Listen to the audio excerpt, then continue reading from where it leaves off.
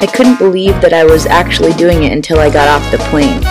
I didn't know what to expect as we approached a Tijuana-esque town, but I knew when my host family came to pick me up and we all piled in the beat-up Pathfinder, I knew I was beginning the experience of a lifetime. Punta Arenas is literally a little peninsula 3 miles long and a mile wide, so every house is pretty much on the beach. Out my front door, the beach stretched as far as the eye could see. Out my back door was the small harbor where ferries and fishing boats docked. Costa Ricans, called ticos, live very simply. Although my house was probably less than 1,000 square feet, with only 2 windows, my room had all the essentials, most importantly, a fan.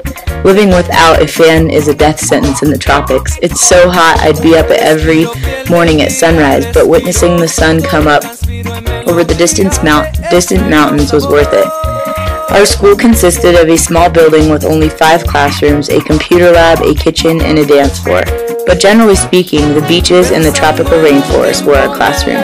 I had so much fun that I sometimes forget I actually earned 17 credits. The best part about studying abroad in Costa Rica was learning while traveling. While it be hiking a dormant volcano, discovering a new beach, or laying in a hammock on the Caribbean coast, pictures could never capture the excitement. For spring break, the entire group of students got to go to Nicaragua and northern Costa Rica. We explored the capital city of Granada, the artesian markets, the Masaya volcano, and eventually made our way to San Juan del Sur and back into northern Costa Rica. The Guanacaste region proved to be just as beautiful as the ticos say it is, and filled with wildlife. Our river rafting adventure on the Rio Pacuare was one of the most awesome experiences of my entire trip. Exploring San Jose was also a blast, because most tourists tend to avoid the large city. There's so much to do near the capital, and the nightlife is amazing.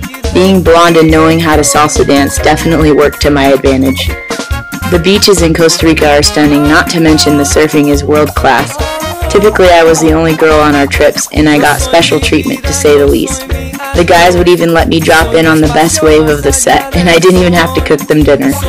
I'd surf all day with my best friends, watch the sunset, then wake up and do it all over again. Extraño las olas!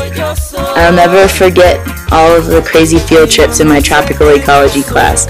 We studied bats in the Caribbean rainforest, went on night walks looking for frogs, and watched a crazy tico hand feed the largest documented crocodile in Costa Rica. Talk about experiential education, huh? While enjoying a cold imperial and listening to the 3rd most active volcano in the world rumble in the background, I realized that Costa Rica meant so much more than a tropical escape from the normal monotony of college. I've made lifelong friends. It's hard not to be able to see the people I've come to love every day. Even though we could barely communicate at first, my host family came to know me, and they may not know it, but they are an inspiration. I am so grateful that my real family was able to come share some of my experiences and visit me at the end of my trip. If they hadn't come, I may not have been able to leave Costa Rica, but they reminded me of my life back home.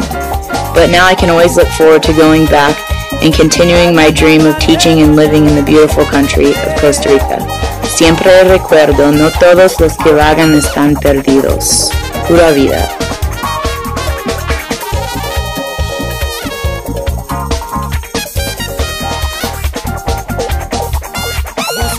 Estoy cantándote hoy, en tu reacción veo todo. Y voy tejiendo un intento de expresar algo abstracto para este tiempo.